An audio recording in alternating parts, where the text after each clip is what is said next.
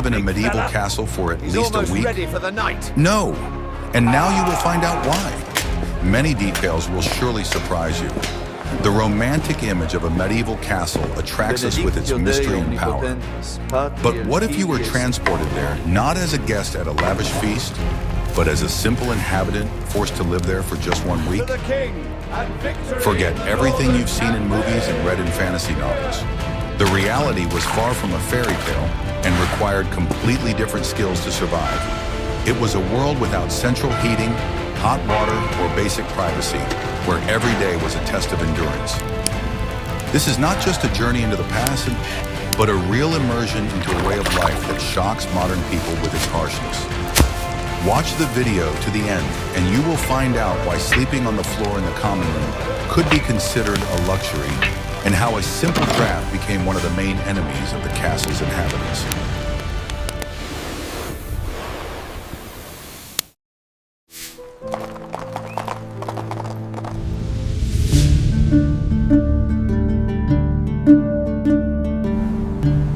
What if I told you the shocking truth that absolutely everything you romantically believed about the majestic silence and aristocratic tranquility of medieval castles from movies is completely untrue and fictional? The first thing you will inevitably encounter when you cross the heavy threshold of the gate is not the noble, majestic silence of stone walls, but a deafening, cacophonous mixture of sounds from all around. Make way, please!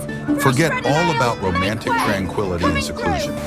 A living castle is a giant human hive, constantly buzzing with a variety of sounds of activity from dawn to dusk without interruption. Silence was a rare luxury, unavailable even to lords in their own chambers.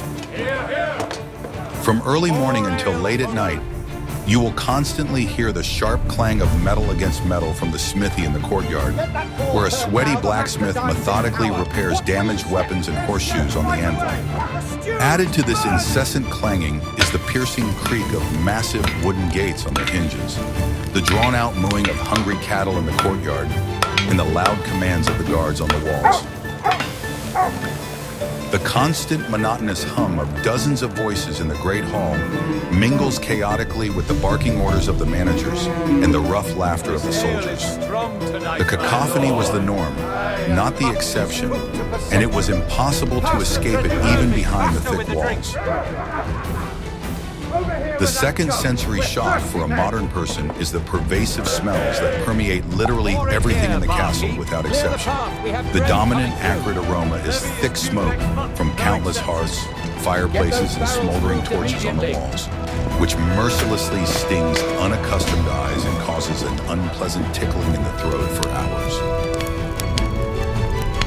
It is inextricably mixed with the greasy smell of food constantly being prepared in the kitchens, the sour sweat of hundreds of regularly unwashed bodies of people and servants, and the pungent aromas of human and animal waste from the latrines.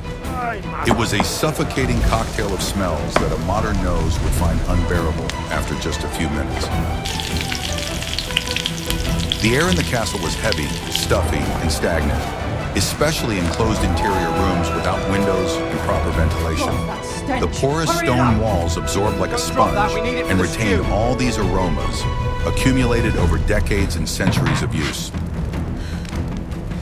You would inevitably have to painfully get used to this specific bouquet of castle smells, because it was physically impossible to get rid of it completely by any means. The smells were part of the identity of the place, its invisible but palpable atmosphere, permeating clothes and hair.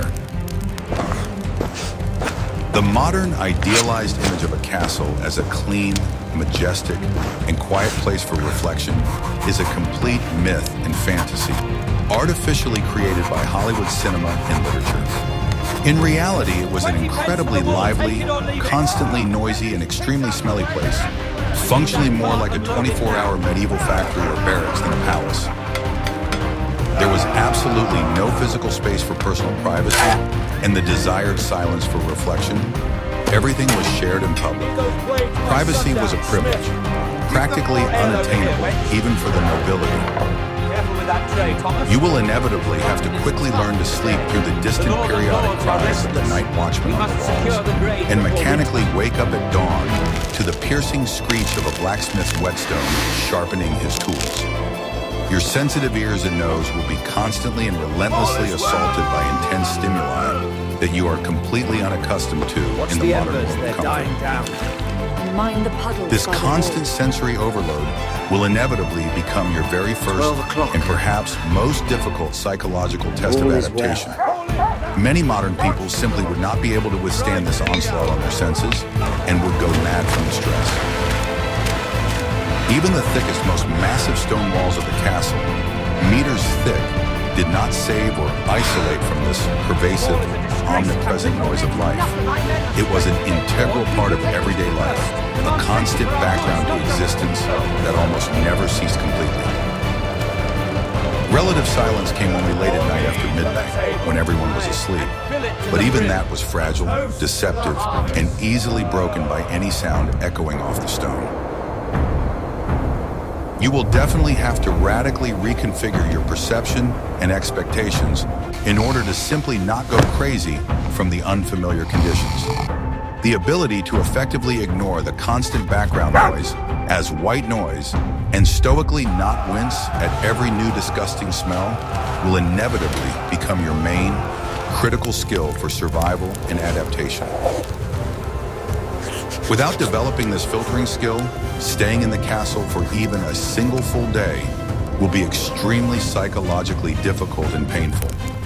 Adaptation was a matter of survival, not comfort. Quickly. This harsh reality of life is starkly different from the majestic and mysteriously silent stone ruins of castles that we romantically see and photograph today as tourists. A living, functioning castle was literally full of continuous sounds and intense smells that vividly reflected the bustling, seething life of hundreds of inhabitants. It was a dense world with a high concentration of people, where the very concept of personal space and the desired silence for reflection was completely absent as a concept. Collectivity was not a choice, but an inevitability of architecture and social structure. It would be very interesting to hear your honest opinion on this issue of adaptation. What specifically do you think would be objectively the most difficult for a modern, pampered person accustomed to comfort to get used to? The constant, pervasive noise without silence, or the strong, pungent smells without fresh air? Write your detailed opinion on this in the comments below, explaining your choice.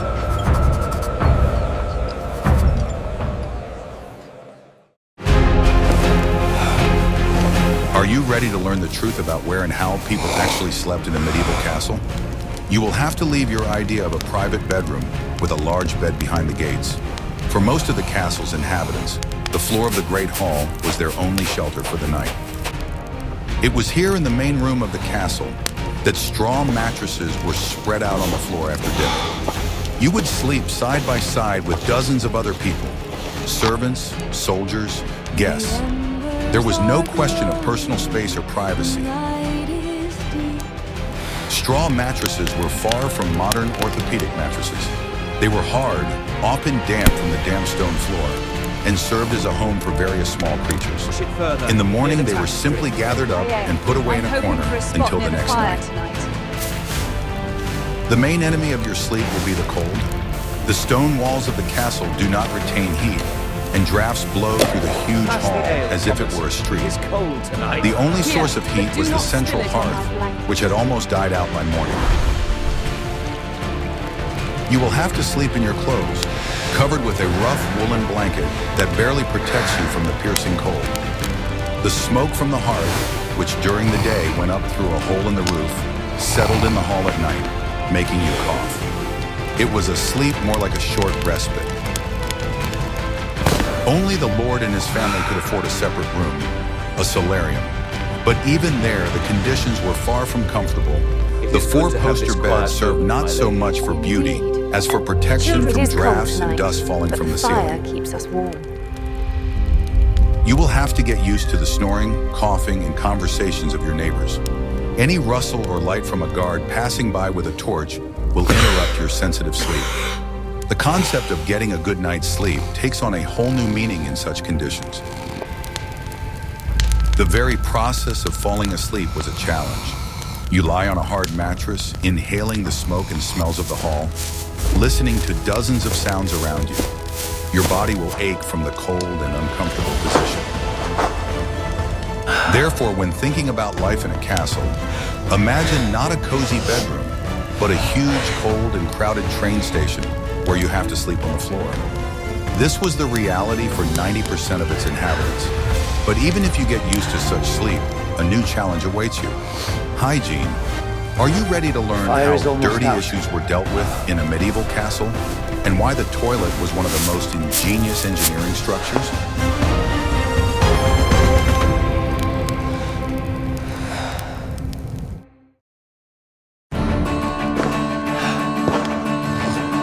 What I am about to show you is supposedly banned in 12 countries because of its explicit nature. Of course, this is a joke to attract attention, but the truth about medieval hygiene and toilets can really shock you with its frankness. Contrary to the popular myth about total, medieval, unsanitary conditions and dirt everywhere, well-built castles did indeed have sophisticated engineering systems to maintain relative cleanliness, the pinnacle of which was the famous wardrobe, the toilet. The Middle Ages were dirtier than modern times, but not as primitive as we think when we look at the ruins without understanding how they function. A garderobe is not a wardrobe for storing clothes, as the name might suggest, but a medieval toilet or lavatory. It was a small, cramped stone niche, strategically protruding from the thick main wall of the castle. It was one of the most ingenious and at the same time strikingly simple engineering solutions of that technologically limited era, demonstrating an understanding of sanitation. The simplicity of the design did not detract from its effectiveness in solving the sanitary problem of waste disposal. The design of the closet was extremely simple and functional. A stone or wooden seat with a round hole in the center was located directly above a vertical shaft that descended dozens of meters. All human waste fell down this narrow shaft under the force of gravity, either into a ditch with running water surrounding the castle or into a ravine at the foot of the hill. This ensured natural, constant flushing and removal of waste far from the residential walls of the fortress without manual labor. Gravity was a free force that worked tirelessly around the clock. The strategic location of the closets around the perimeter of the castle was carefully planned by the architects in advance. They were often deliberately built in protruding corner towers or on the outer walls so that they were physically as far away as possible from the living quarters and hall. This was crucial in minimizing the penetration of unpleasant odors into the castle through cracks and doors, improving air quality. Distance was the first line of defense against odors that could not be completely eliminated without modern ventilation. For additional air disinfection and active control of suffocating odors, various aromatic herbs such as lavender, mint, and bitter wormwood with a strong smell were ingeniously used. Bunches of these dried herbs were specially hung in the confined space of the wardrobe to aromatize the air. There was also a belief that the pungent ammonia fumes from the mine naturally repelled moths and other insect pests from fabrics. So expensive woolen clothing was often stored near the toilet, which gave the room the double name of wardrobe, a storage place for clothes and a toilet. Having two functions in one room was a practical solution for saving space. Of course, modern toilet paper as we know it today was unheard of at that time. Instead, old worn-out rags, broad plant leaves, or even soft damp moss from swamps were used for hygiene. This was the harsh, unsanitary reality of the Middle Ages. But the wardrobe system with a drain was already a huge step forward compared to the primitive cesspools that had to be cleaned regularly by hand. Progress was measured not by absolute standards, but by improvement relative to the past. Despite the engineering sophistication of the design, the closet remained a very cold and unpleasant place to use. The constant piercing draft that flowed freely through the vertical shaft from bottom to top made visiting it, especially in the freezing winter, a truly painful ordeal for the body. Privacy was also very relative by modern standards. Often there could be several openings and seats in one room for simultaneous use by different people. The concept of personal space in the toilet was simply absent, and people relieved themselves collectively without embarrassment. Wasn't it? Though I fear Thomas here might As for regular bathing, a hot bath in a wooden tub was an unaffordable luxury, available only to the wealthy lord and his family. For the rest of the castle's numerous inhabitants, servants and soldiers, there was one large communal wooden tub, which was periodically filled with cold water from the well in the courtyard. They washed extremely rarely, several times a year, taking turns and using the same quickly dirtying water without changing it, which was unsanitary. The head of the family was the first to wash in clean water, and the youngest child was the last to wash in dirty water. That is why engineering sanitation solutions, such as a well-designed wardrobe with waste disposal, were so vital to health. They were critical in preventing the spread of infectious diseases in conditions where hundreds of people were crowded together in a confined space. This was an invisible but vital part of the castle's infrastructure, without which outbreaks of epidemics would have been inevitable. Sanitation saved more lives than walls did from enemies. So, surviving in a medieval castle wasn't just about constantly fighting the bitter cold and hunger, but also about adapting to a completely different, much lower level of personal hygiene and cleanliness. The simplicity and practical effectiveness of these medieval sanitation systems, created without modern technology, deserve our sincere respect and study. They convincingly prove that even in the so-called dark ages of ignorance, people consciously strove for order and relative cleanliness, understanding their importance for the survival and health of the community.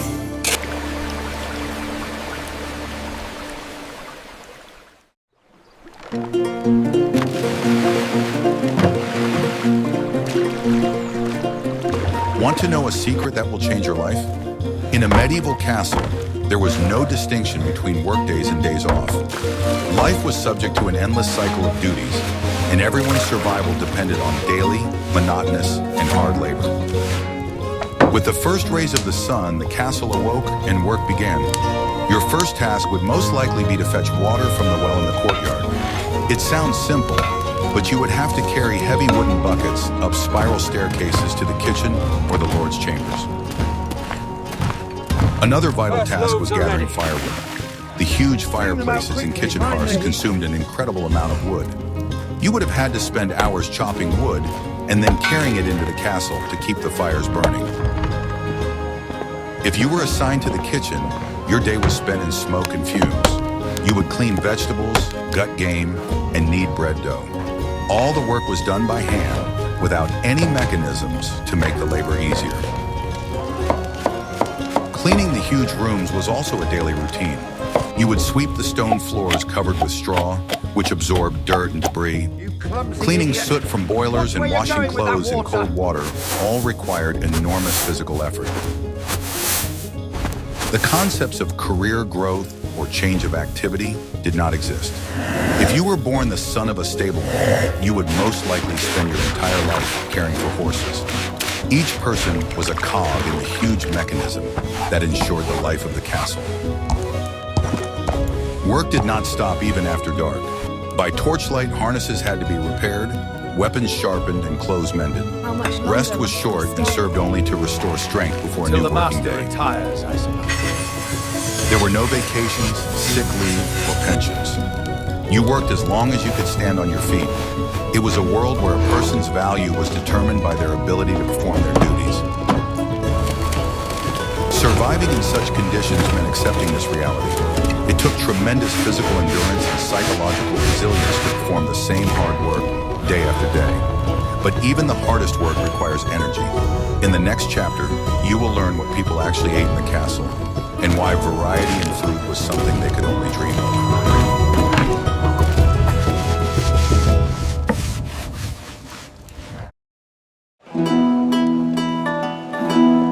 This pottage is thicker than usual today. Your diet in the castle would have been simple, monotonous, and completely dependent on the season. The staple foods for the vast majority of the inhabitants were two products, bread and soup. These provided the energy for hard physical labor. The bread was coarsely ground, dark, and very dense. White wheat bread was a privilege of the nobility. You would have been given rye or barley bread. It was baked in huge ovens and was often so hard that it had to be soaked in soup or broth. Pottage was the second pillar of the diet. It was a thick soup or stew that was cooked in a large cauldron over the hearth throughout the day. Anything that was available was thrown into the cauldron. Grain, beans, seasonal vegetables such as cabbage, onions, and turnips.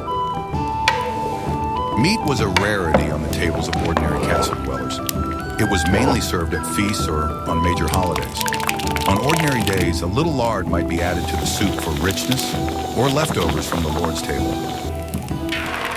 Fish was often used as a source of protein, especially in castles located near rivers or lakes. It was salted, dried, and smoked to preserve it for a long time. Fresh fish was a seasonal delicacy. Spices such as pepper, cloves, and nutmeg cost a fortune and were only available to lords. Your food would be bland, seasoned only with salt and herbs gathered in the surrounding area. The spiciness and variety of flavors we are accustomed to simply did not exist. The main drink was ale or beer. These were not so much for entertainment as for safety, as water was often unsafe to drink. Ale was nutritious, high in calories, and more thirst-quenching than plain water. Fruit was a seasonal treat. Apples, pears, and berries were eaten fresh in summer and fall and dried for winter. Vegetables such as potatoes and tomatoes were not yet known in Europe. Your meals would have been eaten in a noisy large hall at a communal table. People ate with their hands or with a spoon and knife. Forks as we know them today did not yet exist. Thus, your diet would not have been aimed at pleasure, but solely at sustaining life. It was a high-carbohydrate diet that provided a lot of energy, but lacked sophistication and vitamin diversity. It would not have been easy to get used to such food after modern abundance. The finest ale in the kingdom. May our bellies be full and our hearts be light.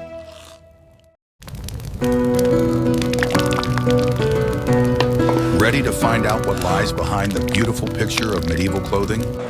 Your clothes in the castle would be functional, uncomfortable, and practically devoid of color. Forget about silk and velvet. Coarse wool and stiff linen would be your constant companions. Sheep's wool was the main material used for clothing. It was affordable, warm, and durable, but also prickly and heavy. Your tunic or dress would have been made of undyed gray or brown fabric, as bright dyes were very expensive. Underwear, if you can call it that, was a simple shirt made of unbleached linen. Linen was softer than wool, but still quite rough by modern standards. This shirt protected the skin from rubbing against rough outer clothing. Your wardrobe would have been extremely minimalist. 1 or 2 changes of clothes for all occasions. Clothes were not washed often because of the laboriousness of the process. They were cleaned with brushes and aired out to get rid of odors. Shoes were simple and functional. They were leather shoes or boots with soft soles, which wore out quickly on the stone floors of the castle. Shoes had to be repaired constantly. Clothes were loose-fitting and did not restrict movement, as they had to be suitable for heavy physical work. Buttons were rare and luxurious. Clothes were fastened with ties or belts. All necessary small items were carried on the belt. A knife, a purse, keys. In the cold season, you would wear a woolen cloak or cape over your tunic. The hood was an integral part of outerwear, protecting against wind and rain. Layering was the key to survival in the cold and drafty rooms of the castle. Clothing clearly reflected your social status. The quality of the fabric, the presence of color and trim immediately showed your place in the castle hierarchy. Attempting to wear clothing that did not match your status could be severely punished. Isn't it? Indeed, though I Getting find used to the drug constant makes feeling of it prickly horrible. wool on your body would not have been easy. Your skin would have been constantly irritated. This is another detail that makes survival in the castle a test of endurance. But how did people keep track of time without clocks? And what did they do when the sun set below the horizon? In the next chapter, you will learn how light and darkness completely controlled life in the castle. Horses need feed.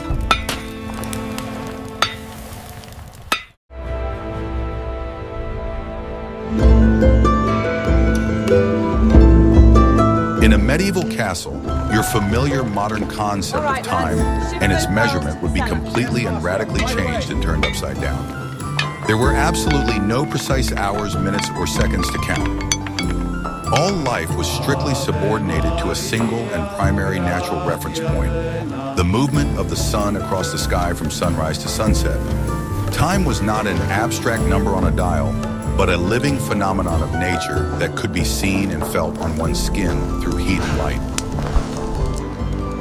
Your working day inevitably began with the first timid rays of dawn in the east and naturally ended with the inexorable onset of darkness in the west. The entire detailed daily routine, from the start of fieldwork to meals at the common table, was strictly tied to the current position of the sun in the sky and the length of shadows.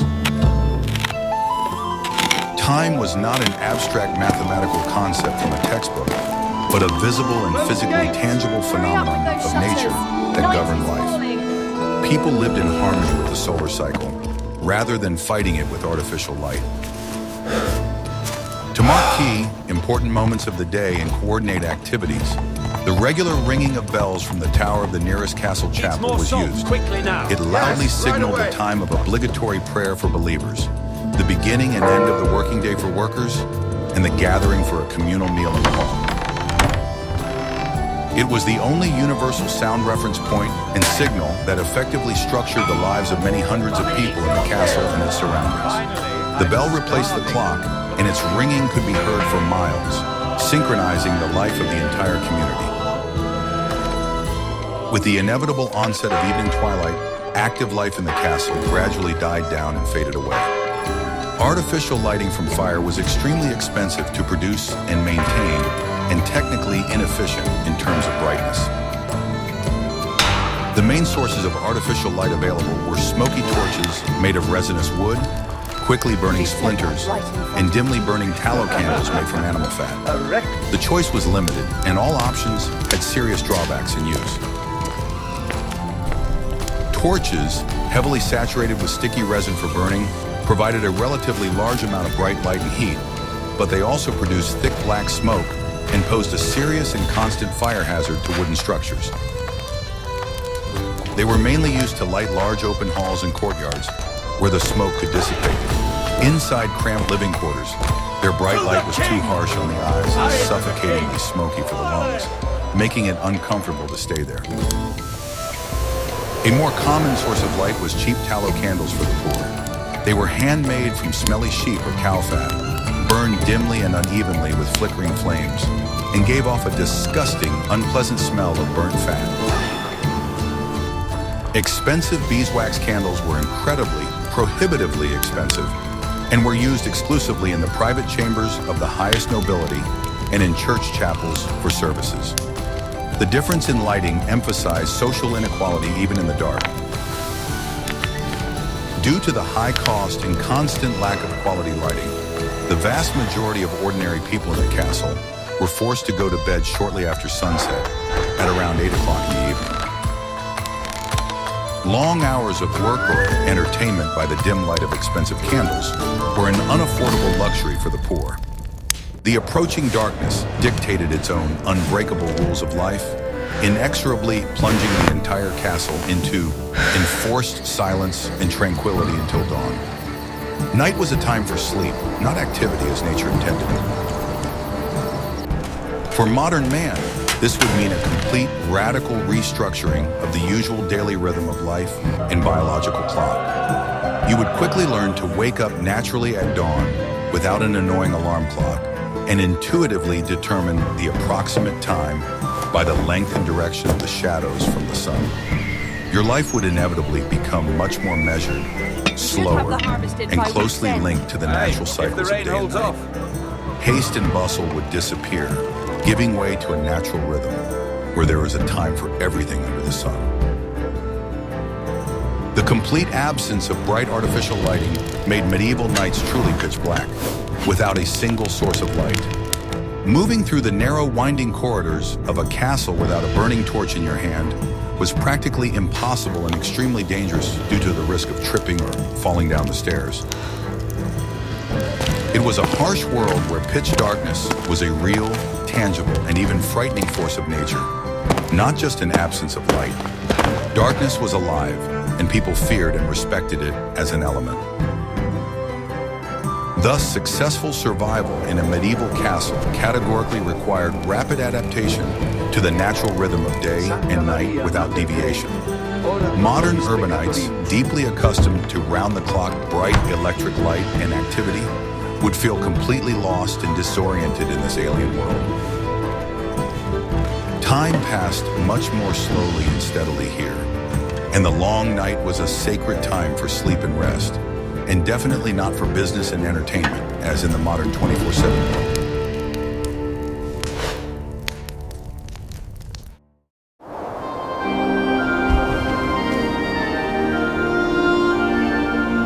Surviving in the castle meant not only adapting to physical hardships, but also learning to navigate a complex social hierarchy. The castle was a microcosm with strict rules, where each person occupied their place on the ladder from birth. Your position determined everything: what you ate, where you slept, what work you did. And the bounty it brings. At the top of this pyramid stood the Lord and his family. They had absolute power and lived in the most comfortable conditions the castle could offer. Their word was law for everyone else.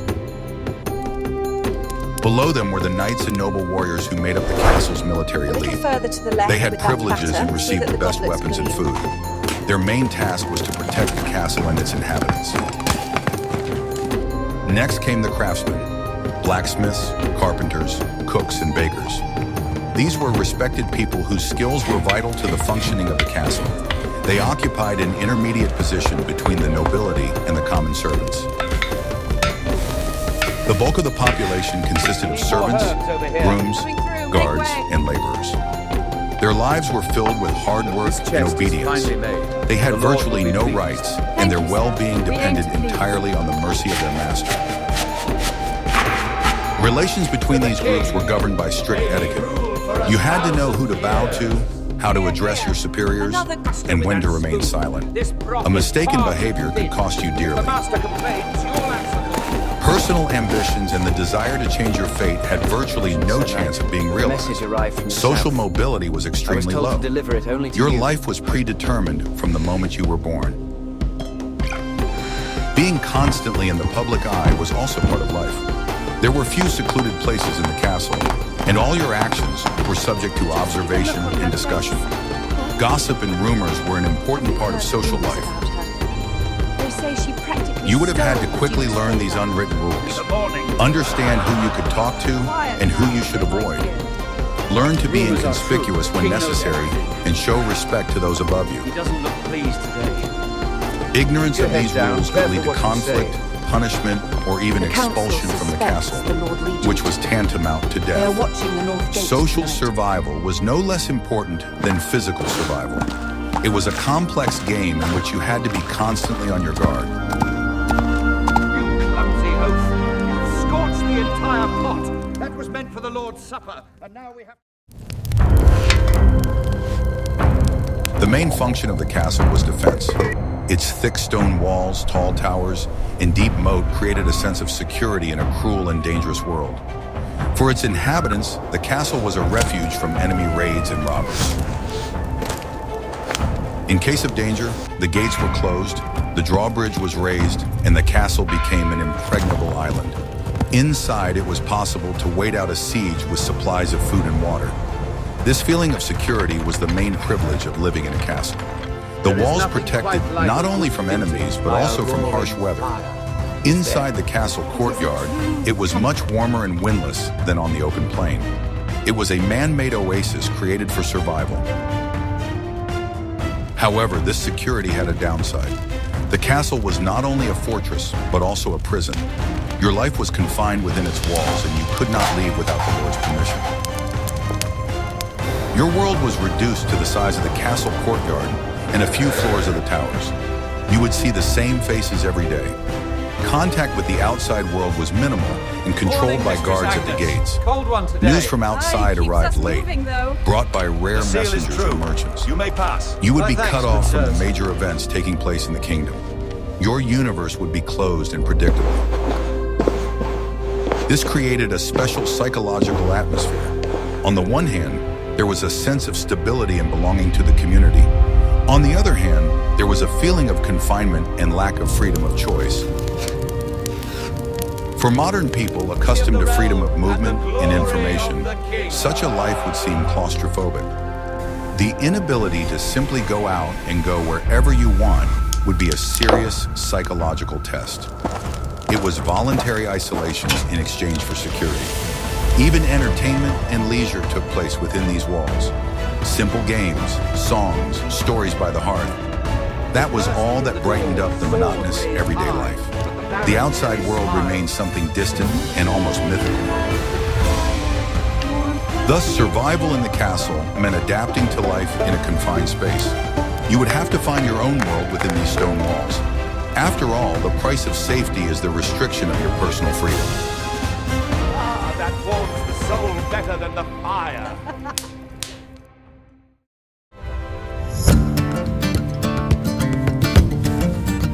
Life in a medieval castle did not consist solely of hard, exhausting labor and a constant struggle for survival in the cold.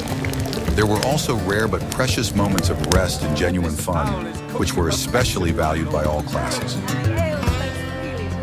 These infrequent holidays and simple entertainments were a vital respite, allowing exhausted people to temporarily forget their daily hardships and feel like a united community rather than scattered individuals. Joy was a remedy for the hardships of life, uniting people more strongly than shared suffering. The main entertainment available on ordinary weekdays was a variety of simple games that did not require expensive equipment.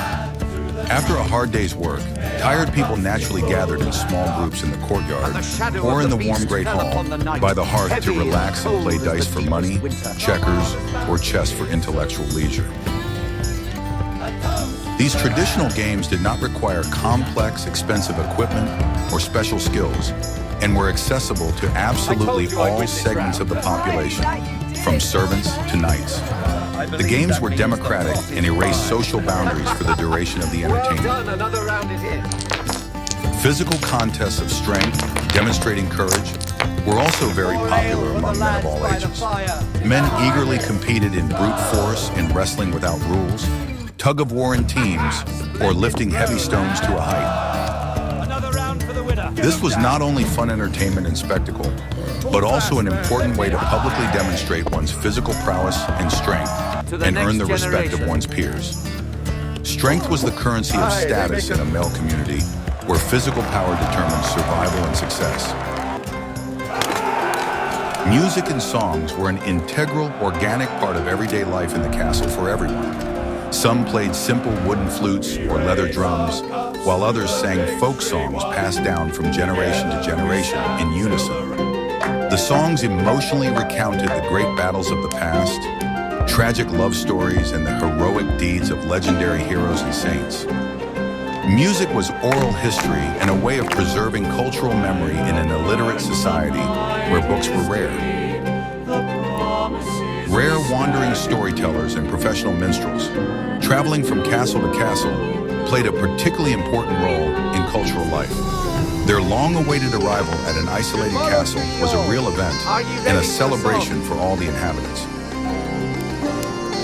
In the evening, absolutely all the inhabitants gathered in a dense crowd around the warm hearth to listen spellbound to ballads and exciting legends about distant exotic countries that they would never see. Storytellers were a window to the big world for those who would never leave their native homes. The main, most important events in the monotonous life of the castle were the major religious holidays of the church calendar. Christmas and Easter were celebrated with particular pomp and generosity. Christmas to you, Thomas. And to you, my lady. On these sacred days, large feasts with abundant food were traditionally held in the hall, to which absolutely all inhabitants of the castle, without exception, were cordially invited. These were days of equality before God, when everyone sat at the same table. At such festive feasts, long tables were literally bursting with a variety of dishes and delicacies that were completely unavailable on ordinary, meager days of the year. Roasted meat was generously served in whole carcasses, along with game from the forest and sweet pies with honey and fruit. Ale and wine flowed freely from barrels, and for a short time, all the harsh social differences between lords and servants were completely forgotten. Everyone was equal in joy and satiety, at least for one evening a year.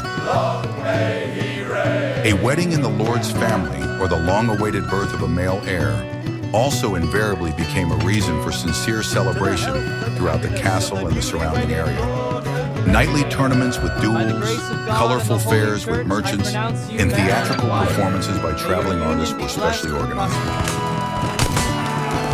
These rare, bright days were dazzling flashes of light, color, and joy in an endless series of gray, monotonous days. The holiday was a reward for patience and hard work, a long-awaited goal that made life and work worthwhile.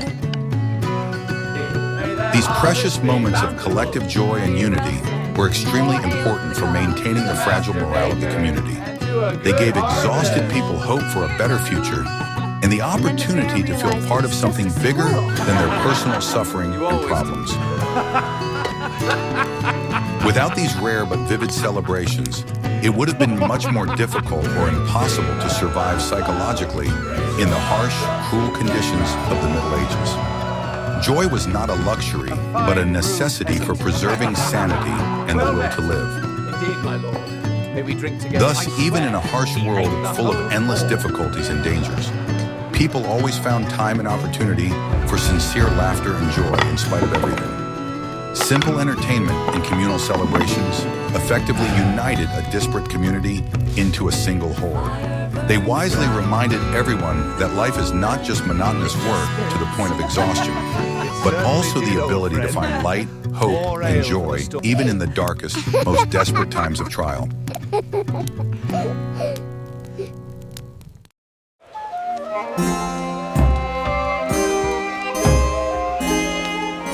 We have traveled with you for a week through a medieval castle, and now the romantic image has been replaced by harsh reality. We have seen that survival here is not a matter of sword fights, but a daily struggle against cold, hunger, fatigue, and lack of personal space. It is a world of constant noise, hard work, and strict hierarchy. Life in the castle required completely different qualities from the person. Incredible physical endurance, psychological resilience, and the ability to be part of a large community. Every aspect of daily life, from sleeping on a straw mattress to eating monotonous soup, was a challenge for a modern person. It was a world where comfort was a privilege and survival was a daily task. What do you think would be the most difficult challenge for you in a medieval castle? Lack of privacy, hard physical labor, or monotonous food? Suggest topics for future videos that you would like to see on our channel in the comments. And don't forget to subscribe so you don't miss new dives into history.